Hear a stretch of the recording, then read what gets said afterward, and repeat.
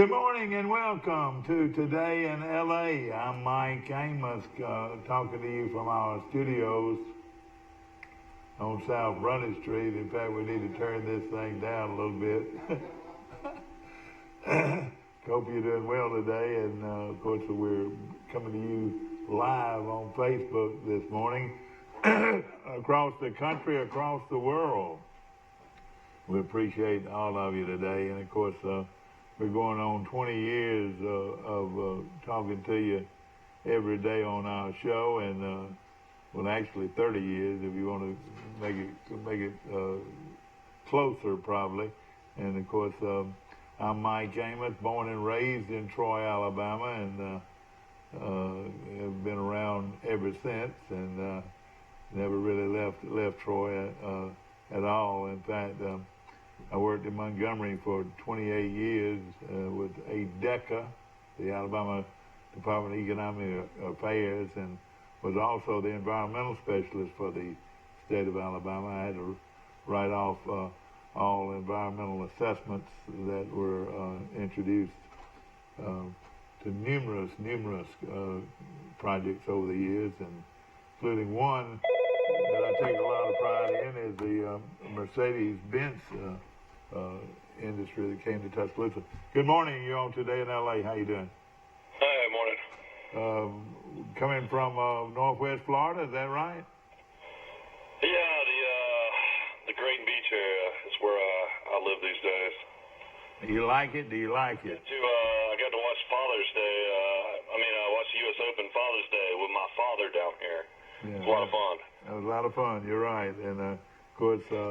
Kudos to Gary Woodland. Of course, he had won, I think, 2 or 3 times on the PGA Tour, but have been playing good golf, but nobody expected this. Of course, everybody expected Koepka or Justin Rose to catch him on Sunday, but he played lights out. You really couldn't ask the guy to play any better, and the pressure of the U.S. Open is tremendous. So congratulations to him.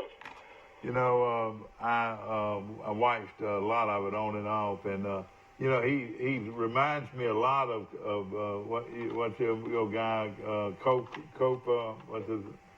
Oh, you mean Koepka? Koepka, however you pronounce his name.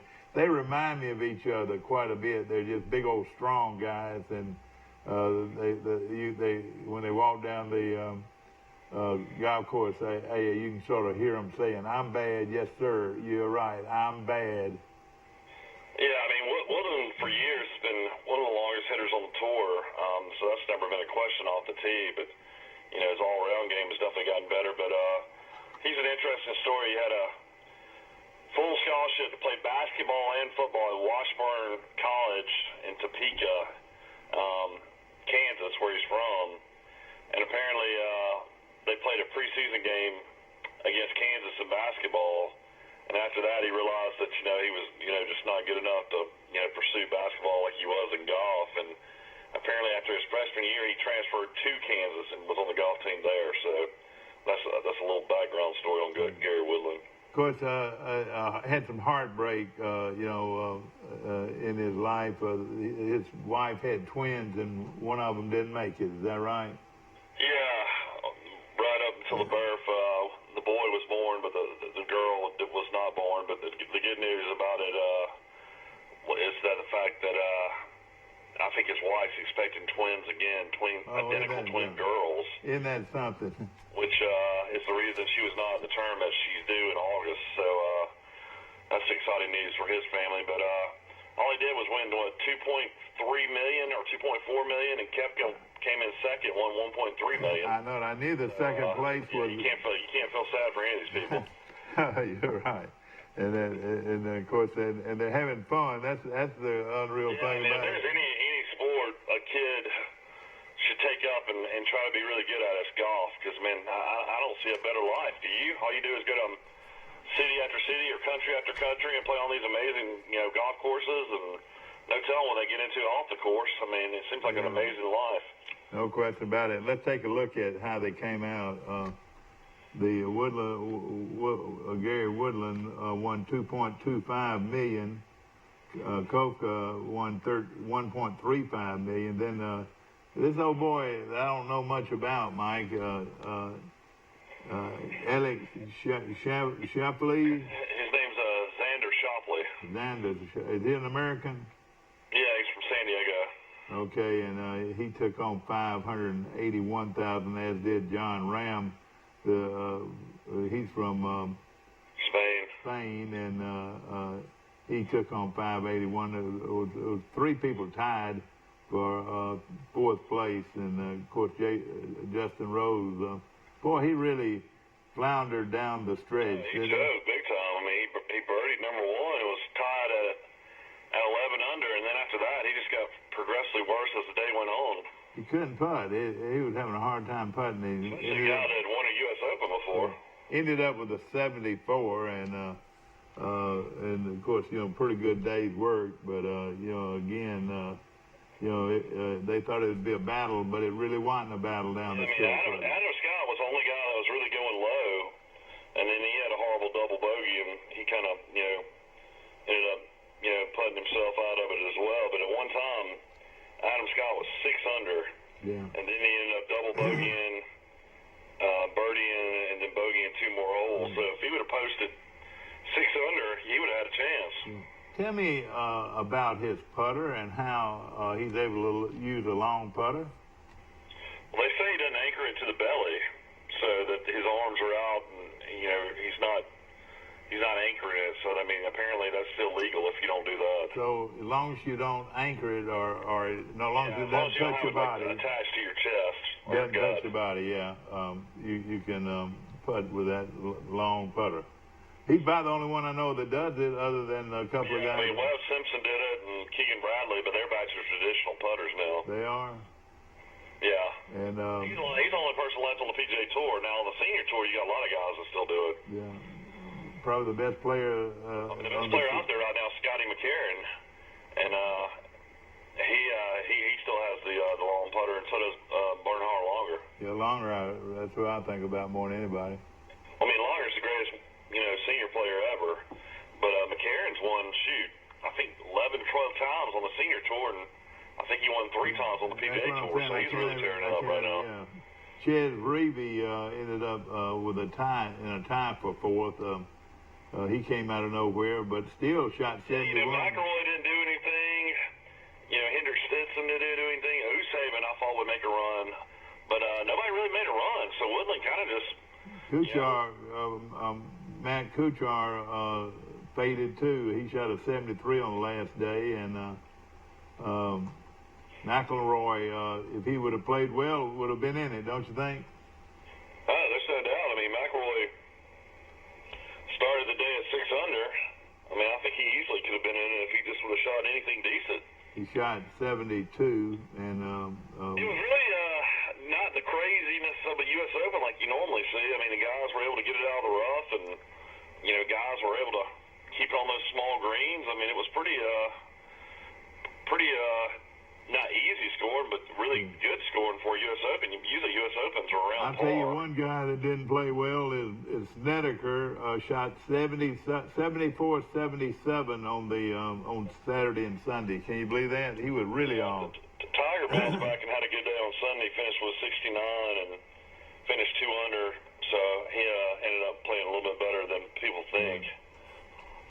Jim Furyk ended up, quite a ways back, but I tell you what, it was fun to watch. But my goodness, by the time it was over, it was about 8:30, 8:45 on a Sunday night. I know it. You're right. It did take a long time for that one to be over with, but then we turned around. My wife and I turned around and watched Auburn choke it up in a baseball game like I've never seen before in my life. Tell me what happened. They're up 4-1 in the 9th inning, and they bring in this starter who'd been injured, on and off throughout the year. The Magnum kid got up. Of course, his dad was played at Alabama, John Magnum, and he's the all-time hits leader. And that is his dad. That's his dad, not his uncle. That's his dad. That's his dad, yeah. So anyway, he gets up there and just strokes a double. So they bring in this guy that'd been hurt on and off throughout the season. He comes in, strikes the first guy out like it's nothing, throwing 93, 94, 95 miles an hour. And then the next thing you know, I think walks the guy.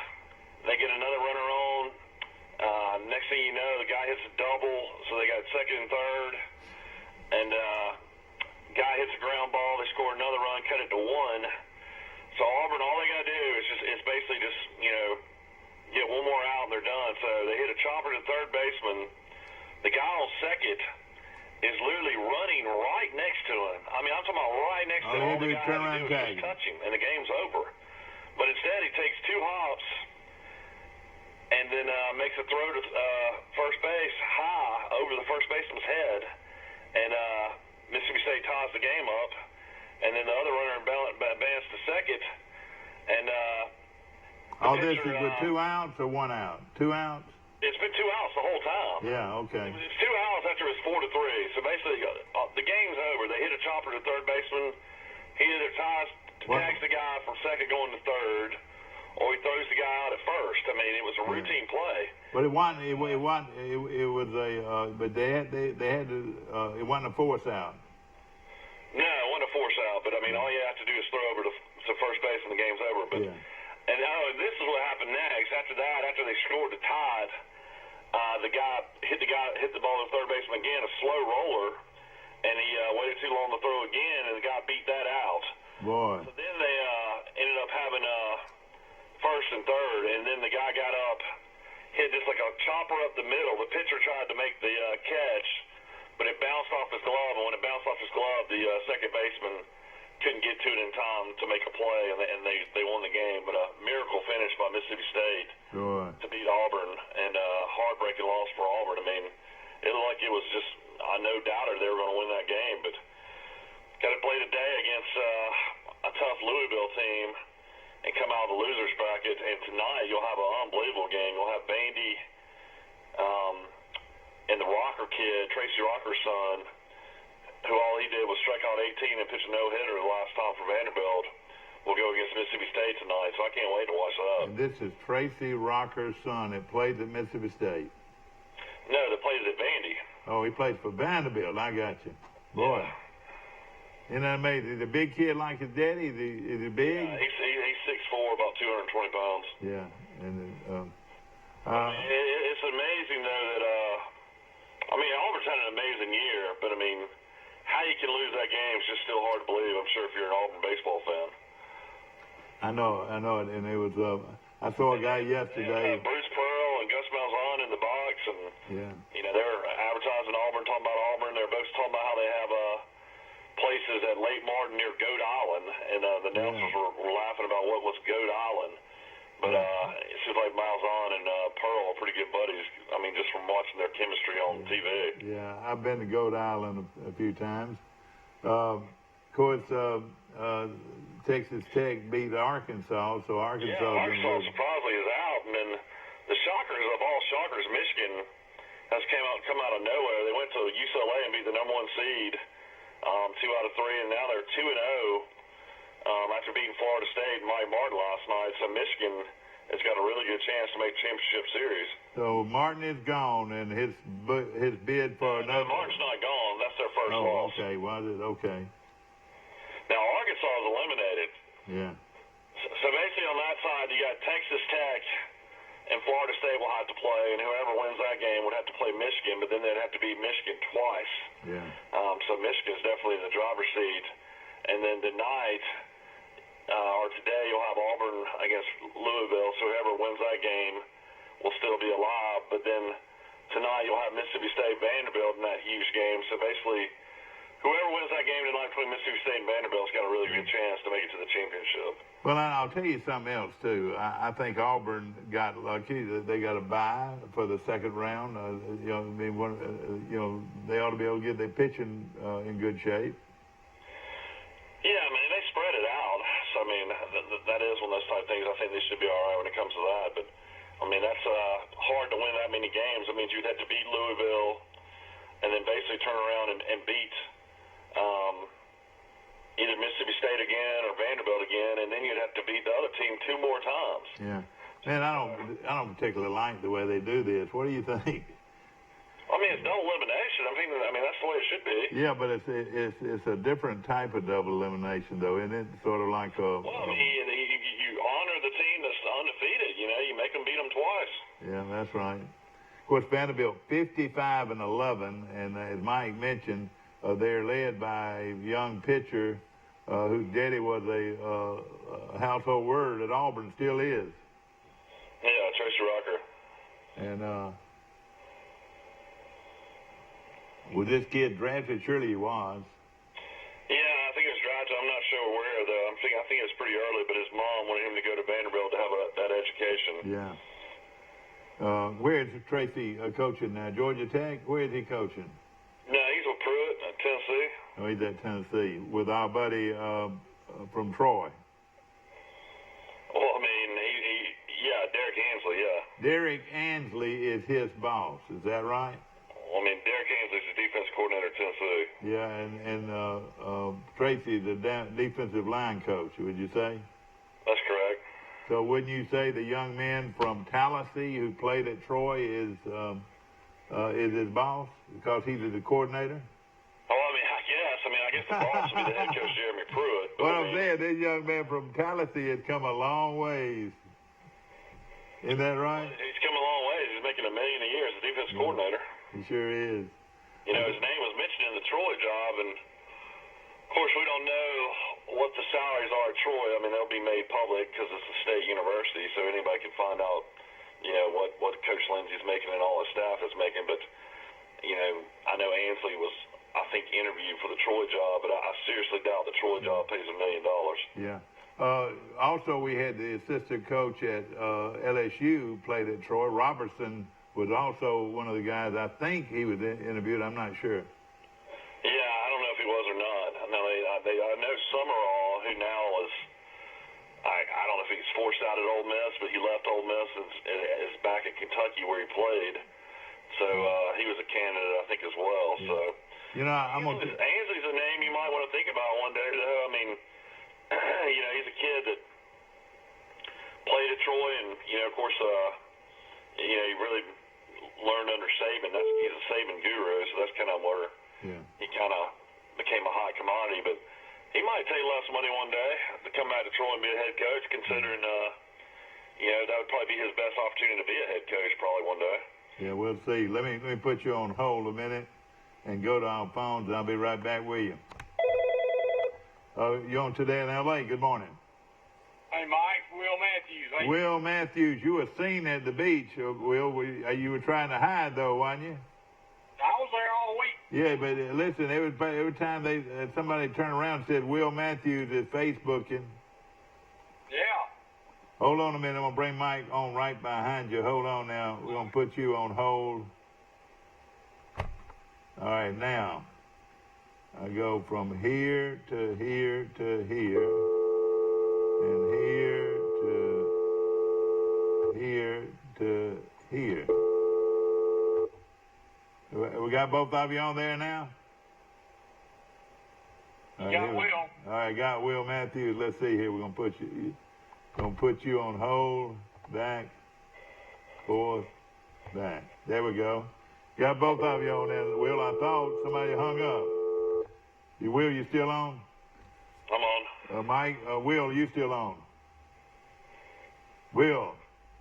Well, I had Will and somebody hung up in front of me, so maybe we'll get him to call back in a minute. Of course, we're talking baseball, SEC baseball. We're talking the U.S. Open in golf. We've also talking about a lot of local Little League and Dixie Boys baseball tournament play. A lot of it happening right here in Troy. And Troy's got 4 teams already, Mike, that have qualified for the state tournament. They always are very competitive, and some of those kids, 8 and under, 6 and under, 8 and under rookies, and the under 15-year-old, and Ozone rookies, all of those teams have made it so far to the state tournament. Now we're coming back in here. Let's put you on hold a minute. Good morning, Will. Is this you now? Yes, sir. All right, now, hold on. Bear with me. I'm coming right back with you here. All right, there. There we go. We should have both of you. How you doing? Hey. Will, I got you now. Will Matthews calling in from Ozark this morning, and yeah, you were seen at the beach near Thomas's Donuts, Will, and you were seen with a pretty lady down there. Who was that? My daughter. The one from Louisiana? She's from Mississippi. Okay, Mississippi. Mike, what did you think when you first saw his daughter, who's from Mississippi? I mean, I saw Will was at Thomas's Donuts several times, and then I saw him walking through the path on Sunnyside. I want to know, did you see his daughter, his gorgeous daughter? Yeah, I've seen pictures of his daughter before on Facebook. And she's married and lives in Mississippi. Is that right? Does she? Biloxi?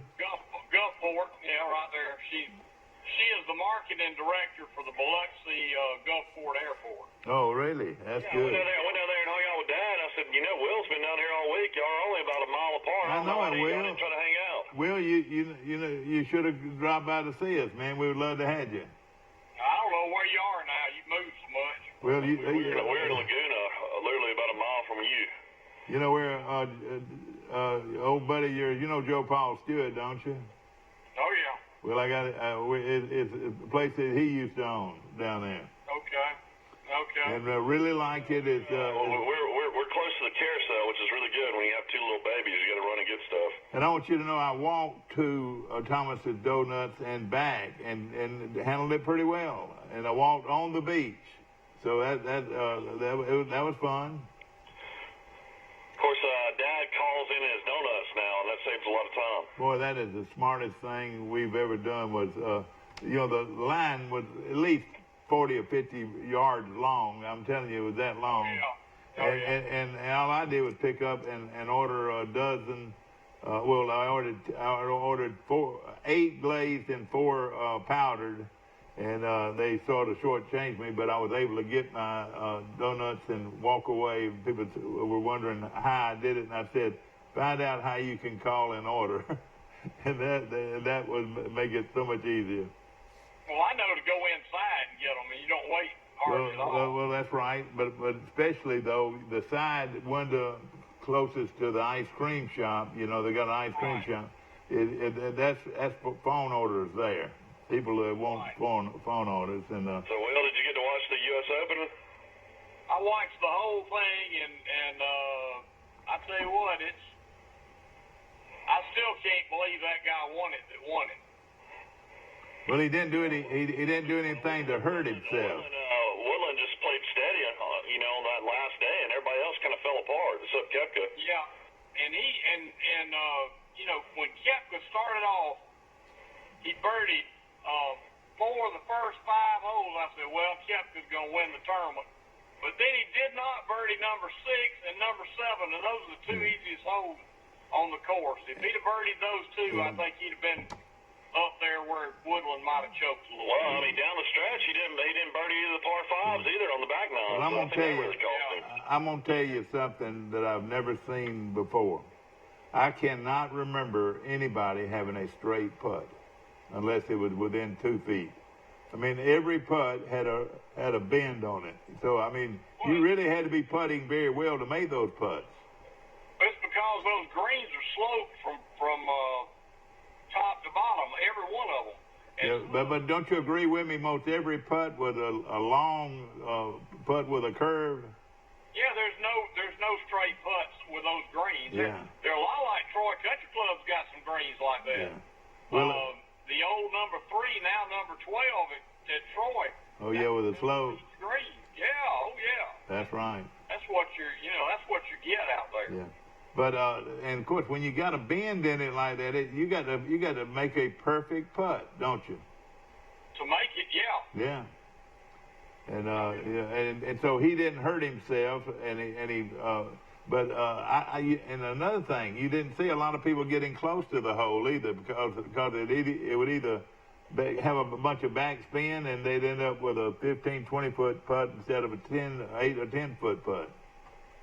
Yeah, Pebble Beach is a hard course to score on. It is. I know that your buddy Duffner. Were you surprised though that they scored as high? I mean, shoot, 10, 11, 12 under, 13 under. I was thinking it'd be more around, 1 under or 2 under is the winner. You know, Auburn's. Yeah, the problem, Michael, the greens were soft and the course was wet. And when you get a soft course like that, those guys hit the ball to an exact number. They know the distance is down to the foot, and they can throw them in there then. But when the greens are hard and the wind's blowing, that place is tough. And they got no wind for 4 days, no bad weather, and they had that cloud cover that kept the moisture in the greens, and it was just, it was as easy as it could play. I was looking at Duffner ended up taking home $58,000, so he at least made a good paycheck. Mickelson won $27,000. He was way back to the pack, and it just. Mickelson blew it, though. I mean, he was 3 under in the second round and was playing great golf. I mean, I think he was on 14 at the time. If he would have finished out 4 under that second day, he would have had a chance. But he just can't consistently putt anymore like he did a couple of years ago when he started putting better again with that the claw grip is what everybody's using now on the tour. Have you ever used the claw grip, Will? I never have, but I've always been a good putter, so I've never had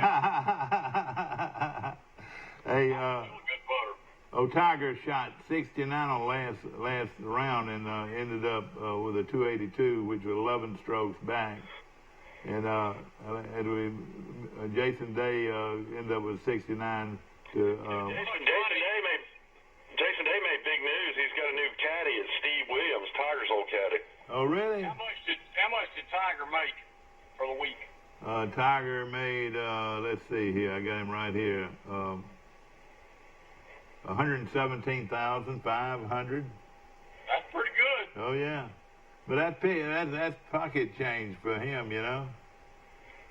That is really good considering he was tied for 21st. Your guy Snedeker should have withdrew.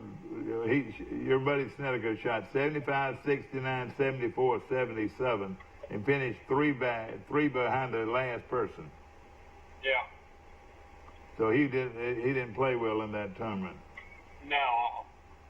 But I mean, I'd still say the best player out there that's never won a major is probably either Snedeker, Ricky Fowler, or Matt Kuchar. Yeah. Because I mean, Snedeker's won close to 10 times, hasn't he? I think so. Yeah. Yeah, he's won a lot of tournaments, and I was looking at the foreign golfers, and I'm Rose and Scott and Uthanagan, whatever his name, Stinson, I think they had 5 or 6. When it comes down to it, Rose is the one that showed the biggest, in my opinion. Yeah, that's right, he did. Rose's putter went south on Sunday. He'd been making everything, and then he made nothing on Sunday. Well, it was cold out there too. You could tell it was 50 degrees at one time during the weekend, so that's pretty cold, especially with the wind blowing, don't you think? You know, Mike, it was 55 degrees high every day at Pebble Beach, and it was 80 degrees in San Francisco, and San Francisco is north of Pebble Beach. Yeah. Hard to believe. See, I thought it was. I thought it was. That's right. I reckon that. I made one trip out there, and it seemed like we went up into the mountains a little bit. Over there, where Stanford is located, and Stanford is located just right down the road, isn't it? I've got friends that went out to the Alabama-Clemson National Championship game. They stayed at Pebble Beach, and they were going to play golf, and it rained and rained and rained and rained, and they didn't get to play. Yeah. And they were staying at Pebble Beach, paying all that money to stay at. Now, I can remember when it cost $300 to play, or $285 to play. $500 now. How much does it cost now, Will? $550. Yeah. $550 to play 18 holes of golf. Now that right there gets. Let's see if you got a lot of money. What's $550? And most of those houses around there are probably worth $10 million apiece, probably, wouldn't you say? Oh God, 10 million places. That's where the rich live, though, isn't it? Yeah, Clint Eastwood lives there, and Jim Nance lives there, and a lot of movie stars live there. Jim Nance is the movie star, yeah. Of course, the comedian. I'll say this: I think Woodland's a good player, but I don't think we'll see Woodland like catch fire and all of a sudden win 2 or 3 majors. I think this is probably his one major. Yeah. Oh yeah. And Michael, the U.S. Open has done that over the years. Obscure people have won the U.S. Open and never won anything. I mean, they've won the U.S. Open. Yeah, no question about it. All right, well, what do we got to look forward to? What do we got coming up? We got football season. It's 74 days away. 74 days away until kickoff. Is that right? You got. Yeah, you do have Vandy playing Mississippi State tonight, which will be a great game. Yeah. What do you think about this pitcher for Vanderbilt, Will, the son of a legend? You know, he's Tracy Rocker's son, and the guy's a physical specimen.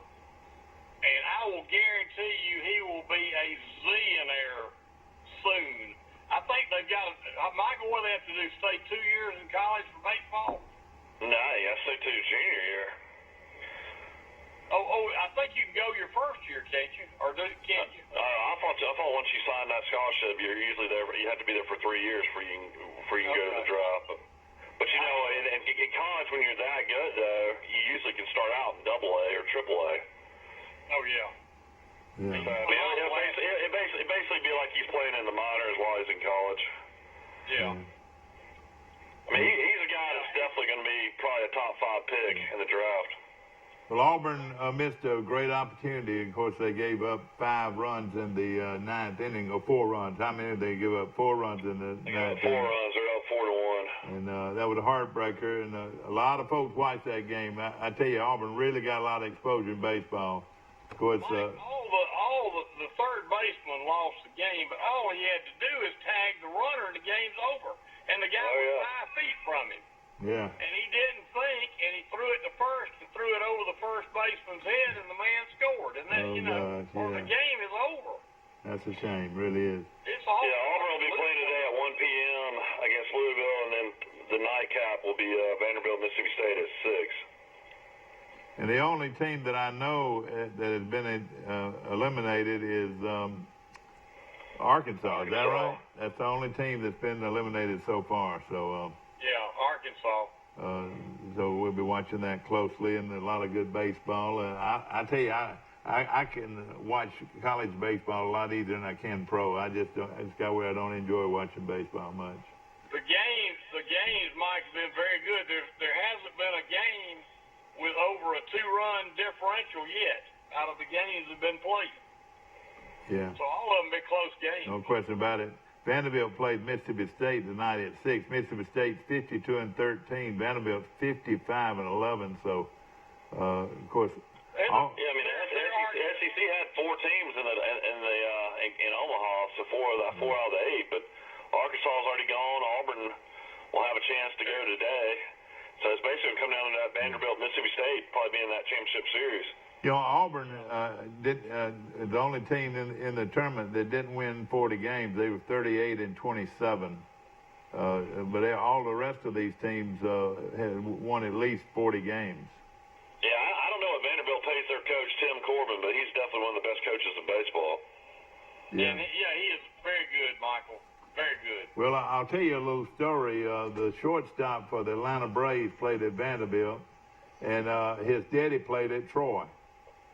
And back in the 70s, early 70s.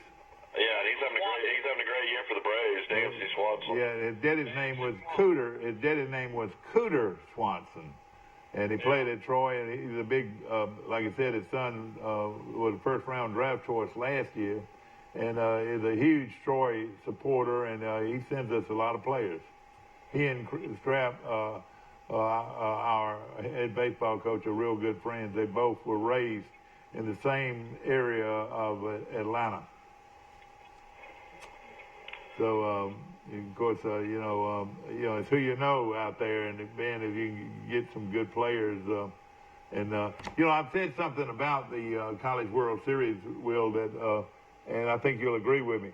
You know, 10 years from now, you won't know who won the College World Series, but you'll remember what teams made it. I could hear somebody saying, "Oh yeah, that's the Mississippi State team that made it to the World Series." You know, what I'm saying, they're already honored to be a team that made it to the World Series, and that was the main account. Everybody would love to win the thing, but it's almost a bigger thing just to make it to the tournament. It's kind of like Final Four, getting to the Final Four. That's right. That's exactly right. You're exactly right. Very similar. You know, that's the Kansas team that played in the Final Four, you know, something like that, whatever. But it's going to be fun watching this college baseball tournament down the and then I want to mention also this game today, the Auburn game, Mike. What time will it start? Is it a night game or afternoon? It's going to be at 1 o'clock on ESPN. 1 o'clock. You can watch Auburn at 1 o'clock on ESPN. So that's a lot of folks be taking late lunch, don't you think? I would imagine. Well, Will, it's not long, and all the magazines are in, and of course Athlon went ahead and put some money up and got their biggest book ever. And as always, they've got most everybody's got Alabama or Clemson to win it all, and he's got Alabama, and Georgia is rated number 3. Now, if Georgia and Alabama, if Alabama was number 1 at the end against Georgia, who would be number 3 in the nation, they would have had to have played each other in the SEC championship game, wouldn't you think? More than likely, but you don't know. Yeah. I mean, Alabama could drop a game and to Texas A&M, and Texas A&M could win all of them, and then Texas A&M could go, and then Alabama could back in like they did before. And Michigan, Ohio State will determine who will be in the top 4 there. Don't you agree? I don't know. I think Ohio State's probably going to be down. What he's saying here, though, is to make it to the Final Four, Alabama is going to have to beat Georgia in the SEC championship game. Michigan will have to beat Ohio State in their championship game. See, the championship game is going to be for the right to go to play for the national championship. I think it's going to be like that probably, Mike, until they go to 18. And that's pretty good. That's pretty balanced. Of course, they've got Oklahoma's ranked 6. Then comes LSU. And then Florida, well, that's 4. And then Texas A&M, that's 5 SEC teams in the top 10. That don't make sense, does it? Because a lot of them seem like would beat each other off, you know. Well, the SEC's got the best teams, no question. What I'm saying, they'll end up having to play each other and lose to each other, and they'll knock each other out of the top 10. A lot of people think Clemson makes the national championship every year, regardless, because the ACC's so down. Yeah, they're not thinking the ACC. Florida State's down, Miami's down. I mean, it's really a perfect time for Dabo Swinney at Clemson. And the Duke Blue Devils, the team that Alabama opens up with, is that right? Yeah, Alabama plays Duke in Atlanta. I heard the line of that game 27. 27 already. Well, it's going up then. I mean, when it's all said and done, I like these away games. I mean, or these neutral site games when they're big games, but who in the world scheduled Alabama Duke to open the season in Atlanta? That still is just a mystery to me. I know it. I mean, I'm sure people will go, but my goodness, I mean, Cutcliffe's a good coach, don't get me wrong, but I mean, there's no reason that should be a marquee game to start the season. Well, I think Duke is honored to be there, and they'll make a lot of money. Yeah. I mean, when it's all said and done, I mean, Auburn-Oregon's the game. Yeah. That is going to be the game. That's going to be a great game. Now, where is that being played? Texas? Well, that's gonna be in Dallas. Yeah, I talked to a good friend of mine who lives out there. He's already bought his tickets and is going. He's excited about it. I mean, when it's all said and done, Mario Cristobal, I think, will come out the winner when him and Taggart were coaching together at Oregon, and Taggart leaves Oregon to go to Florida State, who's really struggling right now, and Cristobal takes over at Oregon. I think Oregon might be the better team than Florida State right now. But a lot of people think Oregon has the best quarterback in the country. Would you agree there? I don't know how in the world they got him to stay. I mean, he was supposed to be a top 15 pick. Yeah. And that's what I can't understand is when these guys get first round grades and they come back. I mean, they got to be getting involved with Lloyd's of London or something. With an insurance policy, they would have to have a policy. Bill Knight might have something to do with that. Yeah, there's got to be something like afterwards that he's going to have some kind of contract with Nike or something. Yeah, you're right. No question. Well, I mean, Justin Herbert's who we're talking about. He's the Oregon quarterback. Right. But I'm gonna throw something. Ohio State, of course, lost their quarterback in the first round, and Michigan's got Shea Patterson, the Ole Miss transfer. He had a decent year. I mean, I guess Michigan would probably be the favorite in the Big Ten. I would think Michigan will probably win it this year. If they don't, I don't know what's going on. Mike, I'm gonna. You got a chance to win a cup of coffee. I know you don't drink coffee. Maybe you can give it to somebody. But I don't think you'll answer this correctly. But when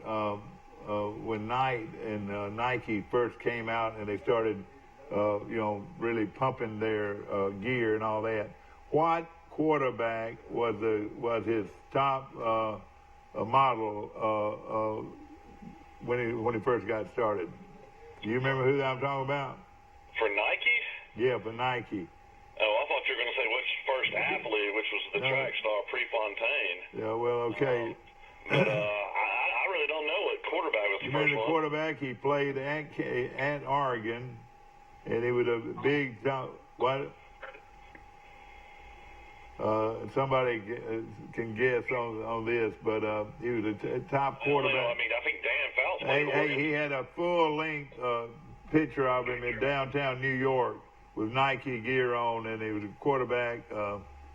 What guy did you mention just then? I said Dan Fouts. No, it wasn't Fouts. It was after Fouts. Okay. What? I don't know who that was. Well, if somebody can answer that right there, I'll buy you a cup of coffee. Did he play in the NFL? Yeah, he played in the NFL. He wasn't a great NFL player, but he did play in the NFL. Big tall guy. What about Trent Dilfer? No, not quite, but close. Dilfer played at Fresno State. This was the first. Nike's been around since Jordan was at North Carolina around '84 when they won the national championship. And this quarterback had a 100-foot banner of him in downtown New York, and he was a quarterback, and he played for Oregon. Name that quarterback. If you can name that, you've done something. I'll promise you. It wasn't that guy that was drafted number 2 in the draft. No, it wasn't him, but I know exactly who you're talking about. Did you know Nike was founded in 1964? No, I didn't know. I know that. Back in those days of Prefontaine, the shoe that most everybody wore was Brooks. You remember Brooks had the great running shoe. Do you remember that? Still does. Yeah, I mean, people still wear Brooks. Yeah. But it's amazing. Prefontaine, you mentioned that. Well, Scott works on our staff here. That was his hero, Prefontaine. He's from Oregon. Their track program so big out there. That was their hero instead of the big football players. But I'll have to find out who you're talking about because I'm kind of. This is a mystery. I don't really know who you're talking about. Yeah, you'll come up with it before long. It's been back in the 70s, I would say, late 70s, maybe early 80s. Okay. When he played, and we'll get it. I must not know it myself, so I know who he is. Yes. Okay. Of course, we're having a good time today, and of course, we appreciate our sponsors. Oregon quarterbacks. Let's see: Reggie Ogburn, Mike Kennedy, Jack Henderson, Norb Turner. He's a great info coach. Herb Singleton, Dan Fouts, Tom Blanchard, Eric Olson. I mean, that's quarterbacks from the 70s. Keep going. Tom Blanchard, Eric Olson, Mike Barnes, Mike Brundage. Keep going. Bob Berry. Keep going. Well, see, now you're in the early 60s. I don't think that'd be it. No, it'll be later. Yeah, it'll be later. He'd be later. I think it's Dan Fouts. No, it wasn't Dan Fouts. But Herb Singleton? Johnson? No. I don't know who it would be, though. But I'm saying I think he played at Oregon. I'm pretty sure. But, okay. But I can't tell you exactly. But you guys have a good one. I got to get to work. All right, brother. Take care. Of course, our good friend Will Matthews joins us. He's with the Matthews Law Firm in downtown Ozark, Alabama. Been in the business a long time, and we appreciate him so much being a part of our show. Health Actions Physical Therapy. They're located right here on the bypass, and that's a great one of the great places to go if you have an injury and you need rehab. They've been a part of our program here for a while, and they're originally out of Jackson, Alabama, and have an office right here on the bypass in Troy. I want to mention Denny Sanford and all the great folks. And of course, he's been in the insurance business a long time, and we appreciate him so much. A1 Services, Terry Moats. If your air conditioner's torn up, you need to get it fixed today. Call him at 670-4220, and we appreciate it very much. Yeah, my wife asked me the other day a good question. She said, would you rather be cold or would you rather be hot? And I said I'd rather be cold any day of the week than hot. I'll amen that. But now I can't handle being in a hot house. I mean, not having AC. I tell you what, that would be my worst thing. You and your brother-in-law ought to get together because he loves it cold too. I'm telling you.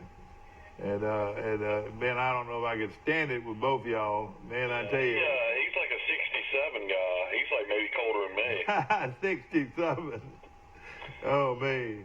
I'm more like around 69, 68. I mean, real low 68. But I've got to have it. I talked to somebody the other day, and they said they keep it on 74 in the summer. And I was like, you got to be kidding me. Yeah, well, that seems like that ought to be plenty, no question. No, you got to be at least 70 in the summertime. Yeah. I want to mention Troy Bank and Trust Company, the only bank you'll ever need with 11 locations to choose from. You want to take a shot at it, Mike, this morning? I mean, I've done this before.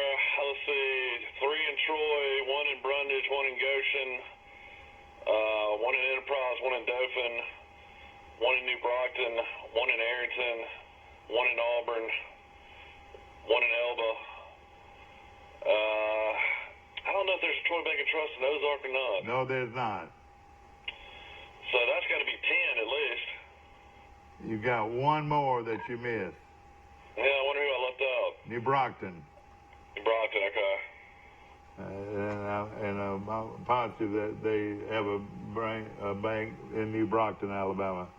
Boy, that's pretty good. 11 banks. A kid growing up in Troy, Alabama, and be going to school at Auburn, and there's a Troy Bank and Trust in Auburn. That's pretty unique. That's right. And they're also looking at moving into the Columbus, Georgia area. And we're how in the world they never showed up in Montgomery yet? Well, I don't know. It seems like Taylor Road would be a perfect location. It's so close to Troy. That's right. Of course, we've got a lot of people commuting to Troy from Taylor Road. Is that right?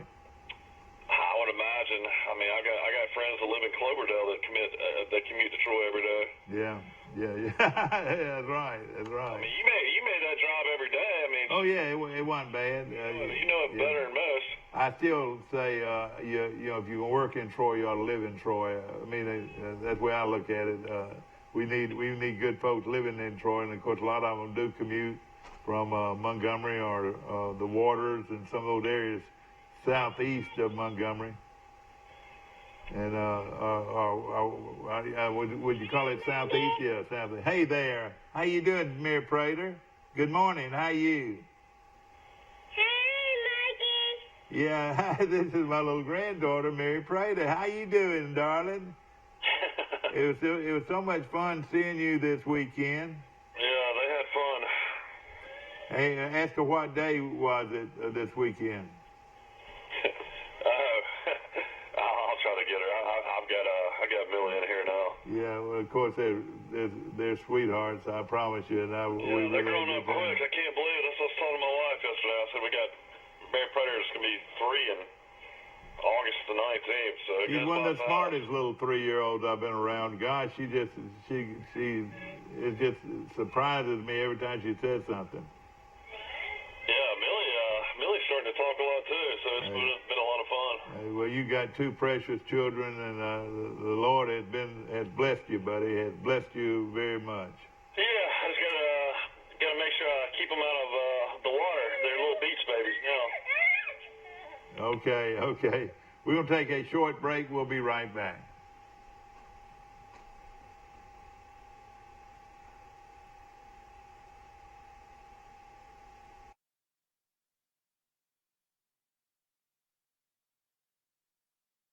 Are you a driver trainee just finished in school and want to drive an automatic truck? Then call Wiley Sanders Truck Line. Right, Fuzzy? We have automatic trucks. That's right. And we will reimburse you for your driver training.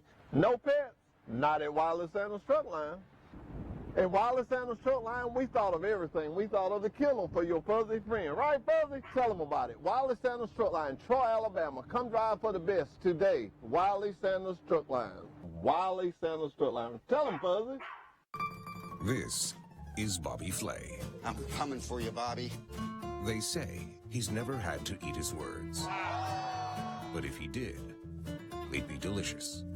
They say the word flavor was named after him. They say he can make an omelet without breaking an egg. We were hoping for that. They say you can beat Bobby Flay. What do they know? Beat Bobby Flay, Thursday night at 10 on Food Network. Hey folks, are you tired of spending hard-earned money on a gas grill only to have it burn up in less than 2 years? Not to mention burning your food. Here at Southern Grill and Patio in Troy, Alabama, we carry the Holland Grill line. They've been around since 1988, and there are people right here in Troy that have had theirs for over 20 years. These grills are guaranteed not to flare up. You can grill, steam, or smoke on your new Holland Grill today. Come see us at Southern Grill and Patio in Troy, Alabama, inside Town and Country Flooring Center. Troy Cable Security makes it easy to stay aware and stay in control of your home wherever you are. User-friendly interface allows easy navigation for lights, locks thermostat, video, and garage doors. Never worry about leaving your garage door open or the front door unlocked. Your mobile app can send alerts to your phone for alarm and no alarm events. Know when your children arrive home from school with video response. Make sure your home is powered by Troy Cable Security for ultimate access, awareness, and protection. A personal touch, a high level of trust. Whether it's checking and savings accounts, personal or business loans, or our local friendly service. That's what Troy Bank and Trust customers expect. But now we offer more.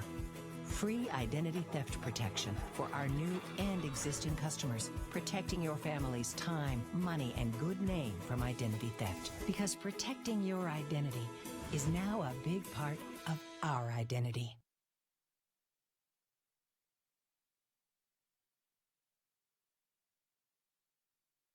From a scholarship, so he's back out there trying to find a team. Back to our show, ladies and gentlemen. Alabama continues to reel off top commitments, and we're going to run down a list of players now that have committed to Alabama. Their 2020 group. That is not this past group, but it's the next year's group. Next year's group. All right, right here, the last 2 weeks, including the top two in the state they got a 4-star linebacker, Quindarius Robinson out of now, is this a kid out of Birmingham? Yeah, out of Jackson Olin. Jackson Olin. He's 6'5", 220, outside linebacker. Is currently rated as the #1 player in the state of Alabama and a top 5 player at his position. And actually flipped his commitment from cross-state rival Auburn. What happened there? Do you know? Well, I mean, Tim Bakakis, the Jackson Olin coach, is a huge Auburn fan, Auburn alumni, and I mean, I don't think he played there, but I've been there and visited with him before, and all in his office is full of Auburn stuff. So most of those Jackson Olin kids have gone to Auburn. But that's the kid we talked about saving, flew in on the helicopter onto the football field to recruit him. And this kid's been talked about since his 9th grade year. I mean, everybody's been offering him. And tell us what he did again. Tell us what he did again to get this guy to come to Alabama. He flew on his helicopter out recruiting one day in the state of Alabama on his helicopter, and they fly right into the football stadium. Yeah. And of course now he'll play for Jackson Olin next fall, and then Yeah, he's got one more year left. Now, The biggest news for Alabama is they landed a graduate transfer who can play immediately, a guy named Landon Dickerson, who was the starter at Florida State, and then he had an injury. But this guy was one of the top offensive linemen in the country, 6'6", 310 pounds, out of North Carolina, and he's eligible to play at Alabama immediately. So that's big news. now this sounds crazy, but it seems like Extra offensive line depth for Alabama. you know it seems like a lot of offensive linemen come out of North Carolina, doesn't it? Yeah, there have been some pretty good ones. All right, so this kid can play right now, and he'll push for a starting position. Graduated, so that means he'll have 2 years to play. Just similar to what Jake Coker did, or just the same thing Jake Coker did. He left Florida State, graduated 3 years, and had 2 years to play. Yeah. Now he was great. Was Coker gray-shirted though? No, Coker, played at St. Paul and was redshirted, and then he played 2 years, and he graduated and had 2 years to play. All right. They also got commitments now. Now listen. None of this is in stone. I mean, what I'm saying. None of it's until they sign on the dotted line. They can still change their mind. And most of them will sign in December. Is that right? Yeah, that new rule is strange. I mean, that's what happened with Troy. Neil Brown signed 17 guys, and Smartest move Troy could have made. You're right. yeah, Coach Lindsey came in and I think was only able to sign 3 or 4. So. Troy's got some scholarships left, though, because they've had more guys leave. So I'm sure Coach Lindsey's looking for some transfers to come in. I'm going to be interested to see who they bring in when the season starts. No question about it. They definitely needs help on defense. I mean, my goodness, they lost so many great players last year that were seniors, and now they've lost 3 starters that were underclassmen. So I'm sure they got to bring in more defensive guys. The last 2 weeks, including the top 2, and they've picked up some good ones. Linebacker Quindarius Robinson, we mentioned him. Demoy Kennedy, a 4-star defensive end, and William Anderson of Georgia, a massive 3-star offensive lineman.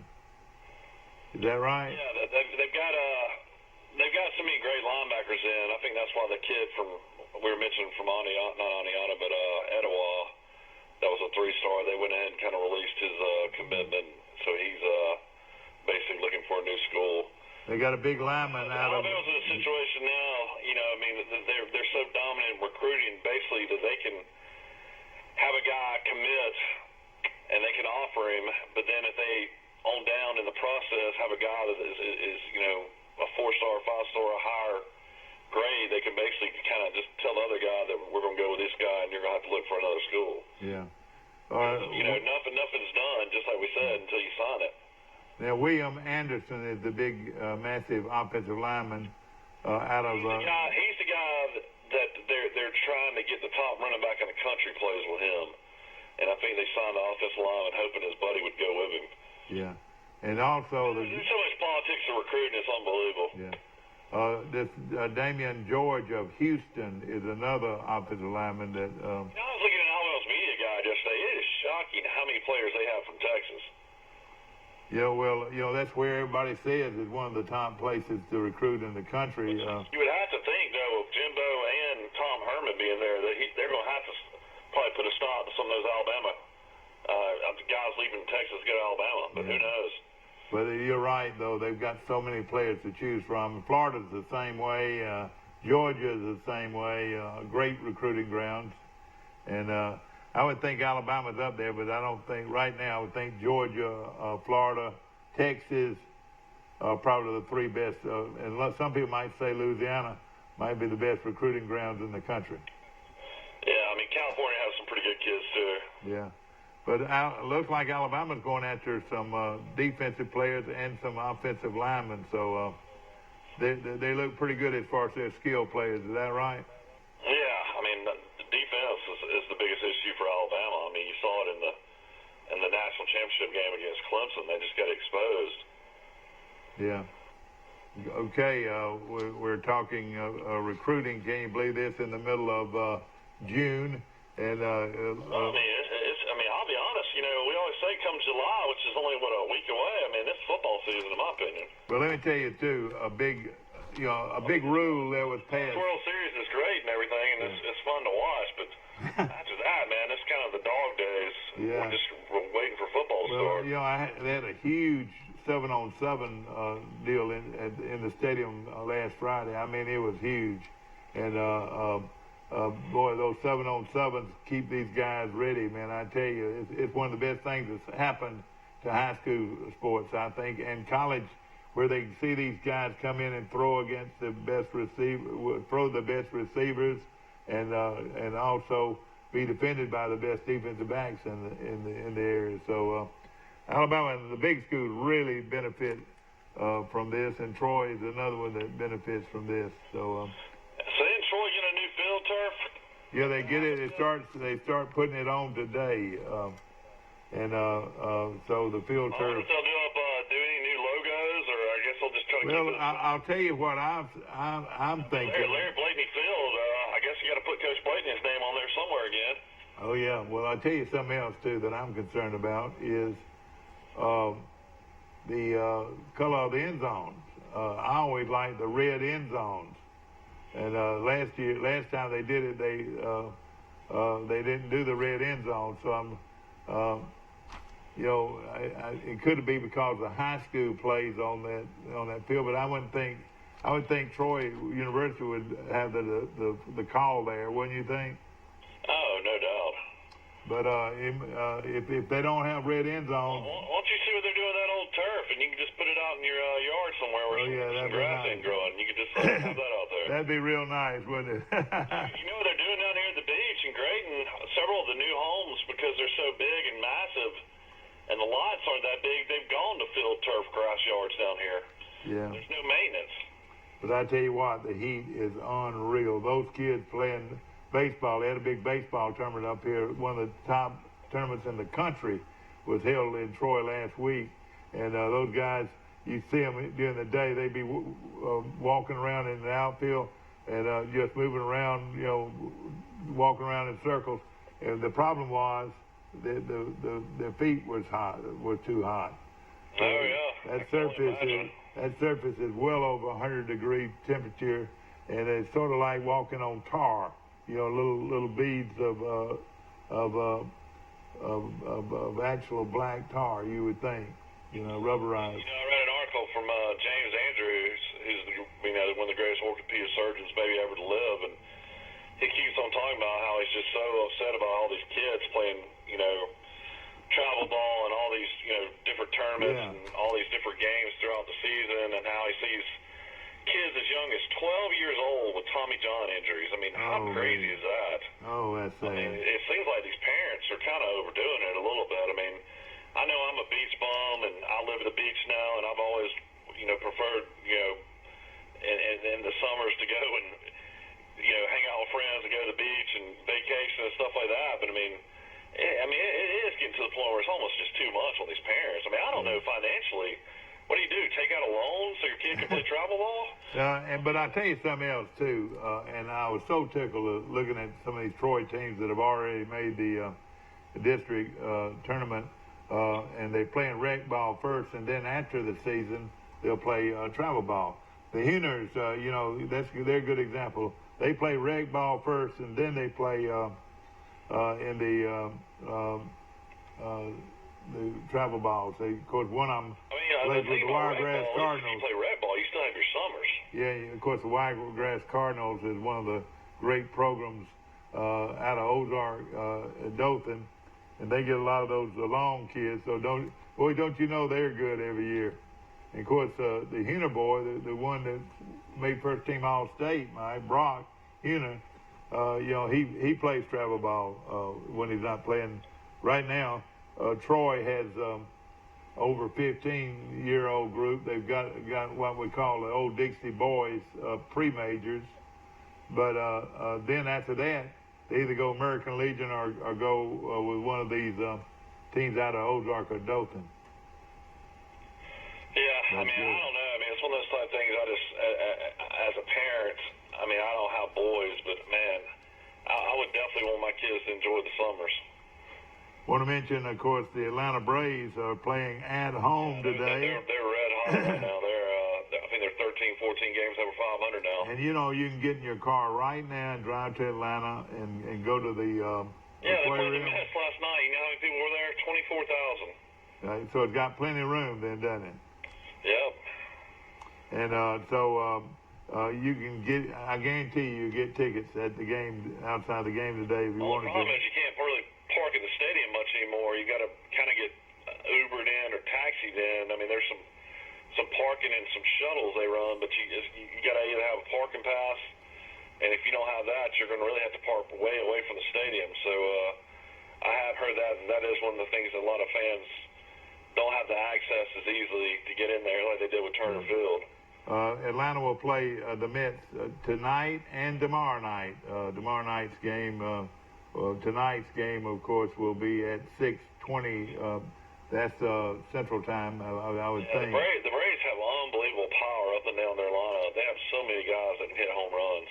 And then they play the Mets again at 6:20 tomorrow. So great opportunity to go see a Major League Baseball game in Atlanta. I tell you, it makes me want to. But boy, I tell you, now it's located. Yeah, the only problem with that is you got to drive through Atlanta. Yeah, I would fit to say though it's north of Atlanta now. How far from downtown do you think the stadium is? Do you know? I'd say it's like at least less than probably 10 miles.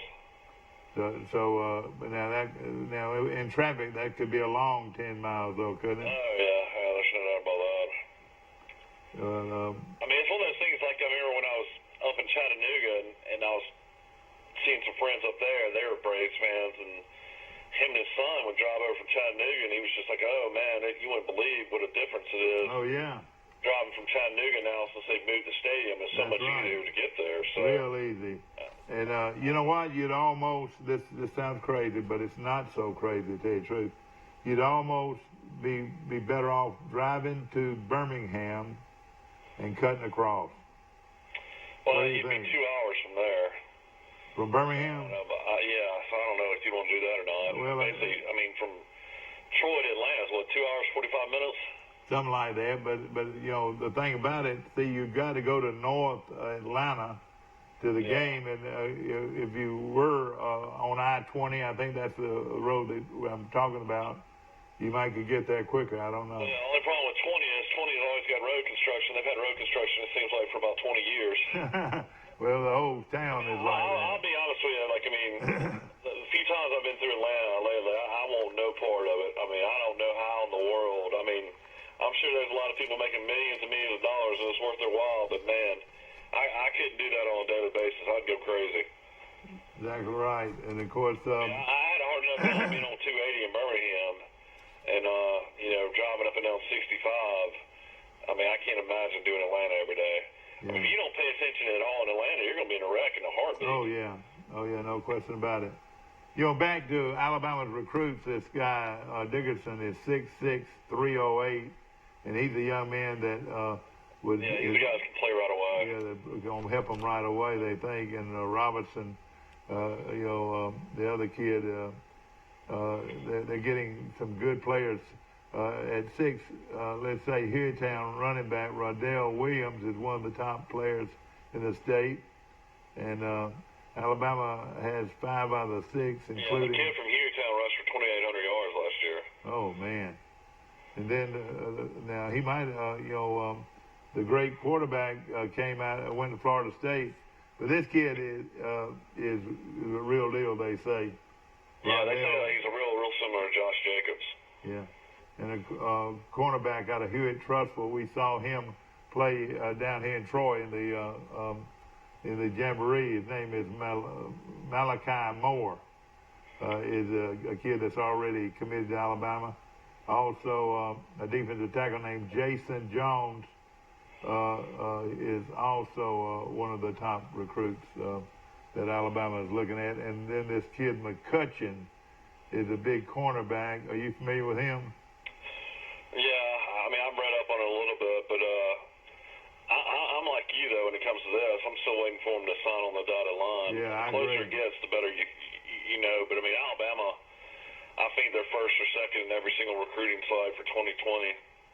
Another player that they've got committed right now is a kid named Seth McLaughlin out of Beaufort, Georgia. I tell you what, you go into Georgia. Georgia get a lot of players. As big say though, you go into Georgia, you're looking right at Georgia and Auburn, and it's a tough place to recruit. Well, I mean, Saban feels like he can recruit anywhere. You know, he's never, you know, shied away from any state. Yeah.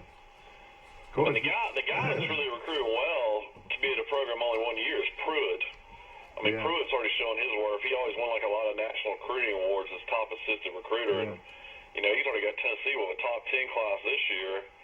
And I think they're in the top 7 already this year. So he's really going to turn Tennessee around. He's got to coach them now. Well, I tell you what, he's definitely getting the players. Them and A&M, you know, Fisher is a great recruiter. Yeah. And A&M's already in the top 5 already in recruiting as well. Well, another thing, too, when they got our linebacker coach, Mike, from Ole Miss, they got one of the top recruiters in the country there. He's an excellent recruiter. The guy from Ole Miss, though, is at Kentucky. I know. Oh, that's right. He went to Kentucky instead of Tennessee. Okay. Yeah, Summerall played at Kentucky. Yeah. So I tell you what, Kentucky's really program. To see what Neil Brown does in recruiting next year at West Virginia as well. I think they'll have a lot better recruiting class considering, you know, he was in a situation he couldn't sign really many guys as well. But I'll say this, though, and I was talking to a friend of mine yesterday about it. I mean, Neil Brown won with just really good college players. I mean, he had no guys, I think, the whole time he was there, because Garcia wasn't his guy. That was a Blakeney guy. I don't think he had one guy drafted. Yeah. That'll tell you something. Hard to believe. Yeah. There's a difference sometimes in a big time pro player and a big time college player. You know. I mean, that's one thing with Coach Shaughnessy as a strength coach. All those years with Coach Blakeney. I mean, Troy had a guy go on the draft every year. Sure did. Shaughnessy. They had the Condren kid who was a walk-on. Yeah. He ends up going to the 3rd round in Indianapolis Colts. Shaughnessy is a let me tell you this, one of the great recruiters of talent around. I tell you, you know, he has helped a lot of people. He definitely built a program in the weight room there all those years under Coach Blakeney where all you got to do is walk in and see the pictures. Drafted, or several guys that are free agents. I know that. You can look at the jerseys. Yeah, and of course he knows the scouts. He's still in charge of the pro kids at Troy. Yeah. And pro day, and he does a wonderful job. He's well respected. I do think you'll see Damian Willis make an NFL roster. That guy's too good a wide receiver. And when he ran in under a 4.4, I mean under a 4.5 and ran the 4.4s, yeah, I think he's a guy he'll make a pro roster one day. Yeah. Right now we're taking a look at Troy, and you know, right now I'm not going to guarantee a great offensive line because you know a lot of things can happen. They're supposed to have. They're supposed to have a good offensive line, and hopefully we will. And then of course the running back situation, where you've got the top running back in the conference coming back, but then what kind of depth do you have? You better have some depth at running back. Well, I mean, the other kid, yeah, but Fry kid, how much you weigh? 170, 165. They got the kid from Gaston City that's coming in. That's supposed to be a pretty good running back. I don't know. And then they got the kid from Scottsboro. Isn't that amazing that we recruited kids out of Scottsboro? You're right. DK Billingsley, they said looked really good in the spring. So I mean, who knows? I mean, you got to have at least 2 or 3 good running backs. Well, and of course, you got to have some size. And I think Billingsley's a little bit bigger than those other guys. I don't know what happened at quarterback, but we did lose our quarterback to Kentucky, and he had 2 more years of eligibility. It's pretty obvious what happened there. He got beat out by Barker again. Yeah, well, Barker, to me, it's no question that he's a better quarterback. I mean, you think Sawyer Smith doesn't stay at Troy if he's the starter? But the chances of Barker getting hurt again, it could be pretty good too, you know. Well, I mean, the chance of any quarterback getting hurt. But now, Tua got hurt late in the season. Alabama was a different team. If he was just a pure drop back passer, I would say that. But I mean, when he's it's all a said runner and done, too. Barker has got to make smart decisions. You know, he's going to run the ball because he's a great athlete, but you know, he's also got to try to get rid of balls as well and not take as many shots.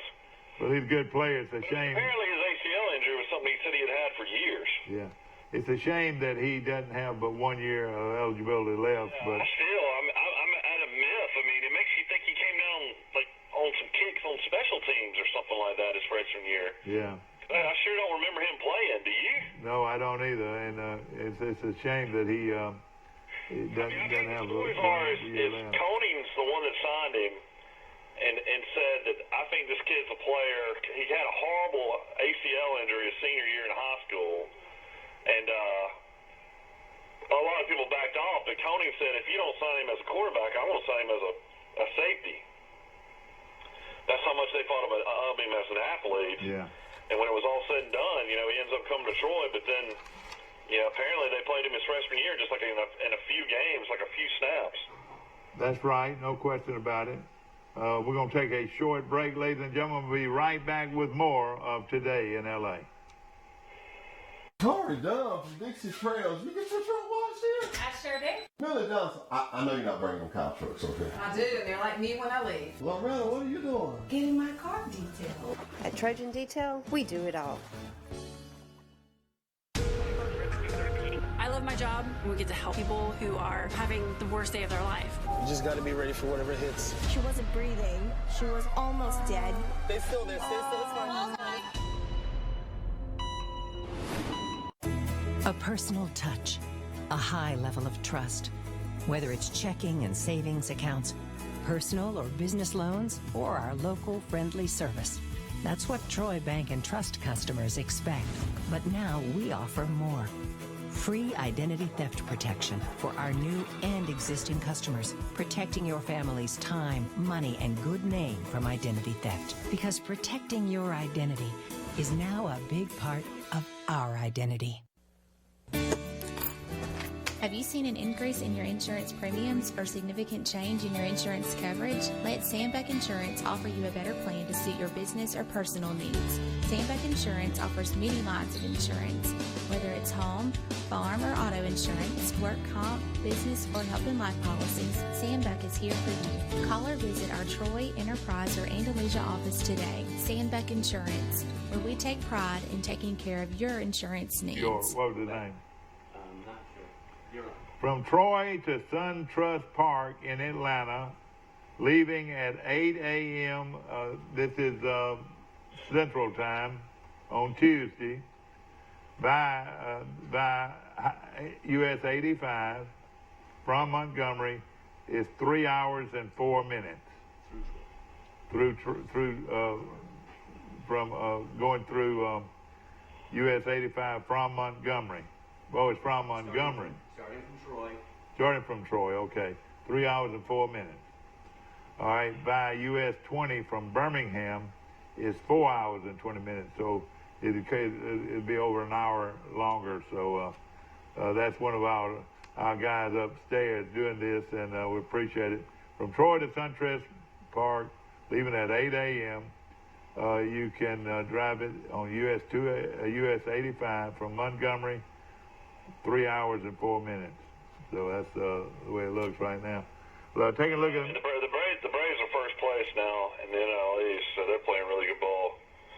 And the Mets are 7.5 games back out. And like I said, you can watch them play tonight and tomorrow night from Atlanta. So that It's would funny. be. I've been to several baseball games over the years. I mean, I don't know how many I've been, but at least probably close to 30 or 40.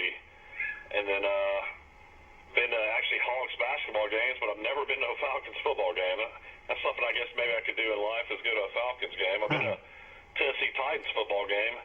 I tell you, everybody on the coast down here is huge New Orleans Saints fans. Of course, there's a lot of transplants from Hurricane Katrina and some of the other hurricanes, so there's a lot of New Orleans fans down this way anyway. And maybe that's what I could do is go see a Saints game one day. That'd be kind of fun. Atlanta beat Philadelphia on Sunday 15-1. So they right now, like you said, Atlanta is 12-3 last night. Atlanta 2.5 games up over Philadelphia, 7.5 games over Acuna, the kid that's 20 years old, that's just like rookie of the year last year. He's a phenom for Atlanta. I mean, he's a guy that a lot of people think is going to hit 500 home runs and be a Hall of Famer. What's his name? Ronald Acuna. Yeah. The former Auburn great plays for Atlanta now too, doesn't he? Yeah, he's starting to play better. He's got 11 home runs now, Josh Donaldson. Yeah, is he playing? He's playing. He's a catcher, isn't he? No, he's third baseman. Oh, he moved into third base. Well, at one time, didn't he play third base? I mean, catcher, didn't he catch at one time? Maybe he did at Auburn. I don't remember him catching the pros. He's a power hitter, I know that. Looking at the National League Central, Milwaukee's a game up over Chicago, 3.5 up over St. Louis.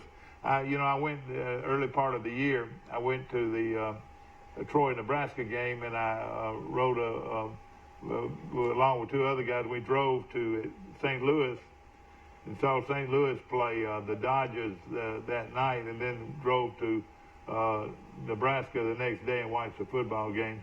We really had a great time, and that stadium. I bet y'all had a great time when Troy beat Nebraska. That was a game I wish I could have been to, because I went to the 2 Troy, Nebraska games, and we played the first game ever, Division I. But then the second time we played them, we got beat 55-0. That was one of the longest nights of my life. We got beat bad, no question about it.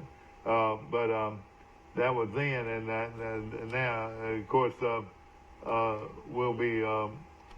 But to make that trip, what I'm saying, we drove to St. Louis in probably 10 hours, I would think, and watched that ball game, and then drove up from there. I want to mention in the West Division, the Dodgers are way up, 10.5 games up in the West, and right now they won, 8 more games than anybody else, or 6 more games than anybody else. Atlanta's 42-30, and the Dodgers are 48-24. The Dodgers are red hot right now. And then, of course, in the East Division of the American League, New York Yankees 44-27, a game and a half up over Tampa Bay, 6 games up over Boston. In the Central Division, the hot team is Minnesota. They've won 47 games. More than anybody, well, not quite. Houston won 48, and the Dodgers have won 48. I'll talk to you tomorrow, okay? Thank you so much. We appreciate Mike Amos calling in this morning. Houston is way ahead in the West, 9.5 games over Texas, and they're 48-24. And as we mentioned, Minnesota is 47-23. They're 10 games up over Cleveland. So there's only 2 real hot pennant races right now, and that is New York's Eastern Division. They're just a game and a half up over Tampa Bay, and then Atlanta is 2.5 up over Philadelphia in the East in the National League, and then another close race would say Milwaukee is a game up over the Chicago Cubs and 3.5 up over St. Louis. So there's 3 races that are pretty good. But I recommend that you get in your car, drive to Atlanta, have lunch in downtown Atlanta, go to the wonderful marina there, and it's just fabulous. And then go on over and sort of tailgate and get there early and watch batting practice and watch the Braves play. Great opportunity today and tomorrow to watch the Braves play, a good team from the New York Mets. So I've brought that to your attention, and you guys call your neighbors, kids, or call your neighbors and say, hey, let's go together, or can we take your son to the ball game, whatever. Take them to an Atlanta Braves game, and buy my hat is something they'll remember forever. So, and a trip to see the Braves play will be something that you'll always remember. Hope that you've enjoyed our show today. Of course, we've got some great sponsors. Bird Drug on the corner in downtown Troy, and of course they're serving breakfast right now.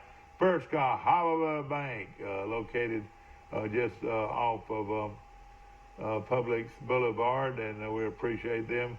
And also the Up Store, located on South Brunny Street. I do a lot of business with them. They copy, like 50 sheets of paper cost me $1.89 to have copied. It's very reasonable. And other day I had a small picture, and I had it enlarged in 8 by 11. and I think I paid 87 cents for it. But I do keep a box there, and I think I probably get a little bit better deal. But that is so many very reasonable prices, and they'll put together notebooks for you. They'll help you in your schoolwork, in your workload. They'll do labels for you. They can do all kinds of things at the upstore. I want to mention the Wells Fargo advisors and my good friend Colin McCrary, and he can help your money grow. Believe you me, they're red hot and going right now. The market is doing very well, and call him today and let him give you some good ideas of what to buy in today's market. I want to mention also our good friends at Dixieland Dental, located 9 miles north of Dothan on Highway 231. Dr. Michael Precise, Dr. John Strength, Dr. Damon Strength, and Dr. Robert Precise make up one of the largest dental clinics in Alabama.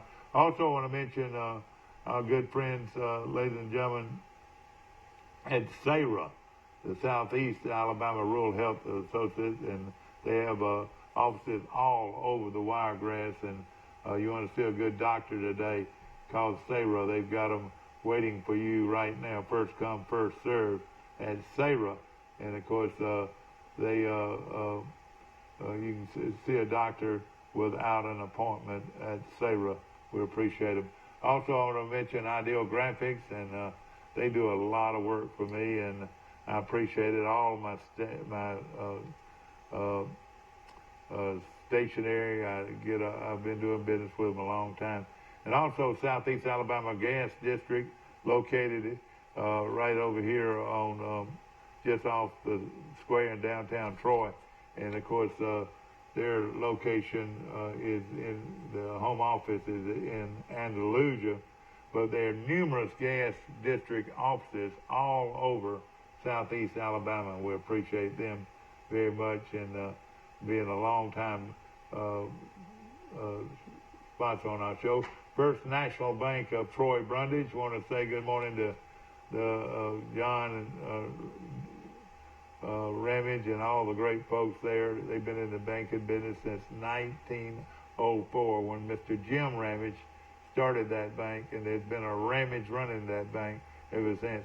Troy Nissan, and ladies and gentlemen, the first ever soccer-style kicker at Charles Henderson High School or anywhere around here, with Dwayne Webb, the owner of Troy Nissan, right here on the bypass, and they got a great selection of Nissan cars and trucks to use from, and we appreciate it. So while we're talking about cars, right across the street is Bill Jackson Ford on the bypass right here in Troy. Bill Jackson Chevrolet is now Bill Jackson Chevrolet. Been there a long time. And then right across the street is Bill Jackson Ford, where you can get a great selection of Ford cars and trucks to choose from. You now, under a new name and new ownership, Bill Jackson Ford on the bypass, Bill Jackson Chevrolet on the bypass right here in Troy. And we appreciate Bill and Jim and all the great people that represent a great dealership with Chevrolet for many years, and now over 30 years, and now Bill Jackson Ford right across the street, where you can buy Ford or Chevrolet from Bill Jackson Ford and Chevrolet right here in Troy. Hope you've enjoyed our show today. You'll watch us again on Facebook, or watch us again today at 1:30 for more of Today in LA. See you tomorrow.